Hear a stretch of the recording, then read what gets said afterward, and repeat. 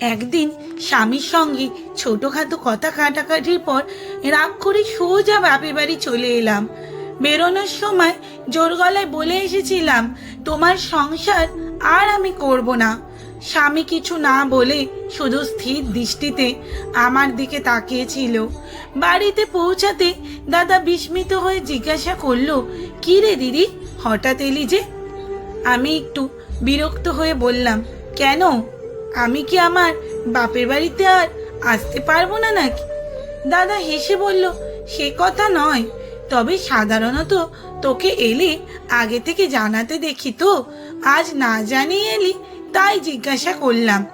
এমন সময় বৌদি মুচকি হেসে খোঁচা দিয়ে উঠল, ওহো দারুণ, দিদির জন্যই দাদা বাজারে যাবে বুঝি? বাবা মা এলে তো বাজার করার নামটাই মুখে আনে না, দিদি এলো মানেই দাদা বাজারে দৌড়। বলো তো দাদা, টাকাটা কোথা থেকে এলো? ছেলে মেয়ের ফি দেওয়ার টাকাটা দিয়েই বুঝি দিদির জন্য বাজার করতে যাচ্ছ?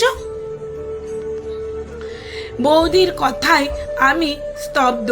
দাদা একটু অপ্রস্তুত হয়ে বলল, ওসব বলছিস কেন? দিদির জন্য নতুন কিছু কিনতে হবে না, ঘরে যা আছে তাই খেয়েই দিদি থাকবে।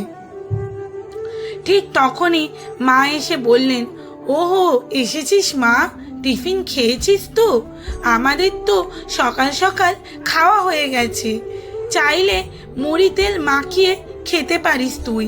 তবে হ্যাঁ, রান্না করা হয়ে গেলে বেশিক্ষণ থাকিস না, আবার আসার আগে বললেই দাদা বাজার করে আনতে পারতো তোর জন্য।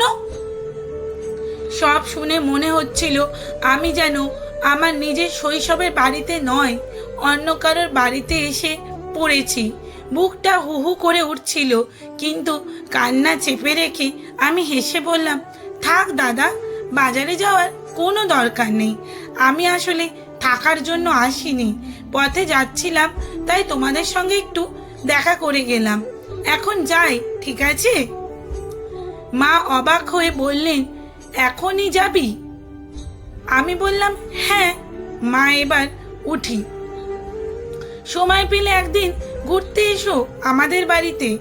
তারপর আর একটিও কথা না বলে আমি সোজা স্বামীর কাছে ফিরে এলাম। দরজা খুলতেই স্বামী আমাকে দেখে হেসে ফেলল। আমি বিরক্ত মুখে বললাম, হাসছো কেন?